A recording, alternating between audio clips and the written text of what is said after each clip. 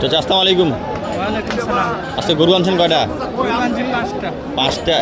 এখান থেকে শুরু? এক এখানে 4টা আছে, একটা ওই দিকে আছে। এটা কত? এটা 270 চাচ্ছি। 270। পরেরটা? পরেরটা 250। পরেরটা 250। তারপরেরটা কালোটা? কালোটা 30। 230। এটা 220। লাটাইগো দাম বলছে? কেবল আসলাম। কেবল আসলাম। দাম দর চলতেছে নাকি? দাম তো চলতেছে।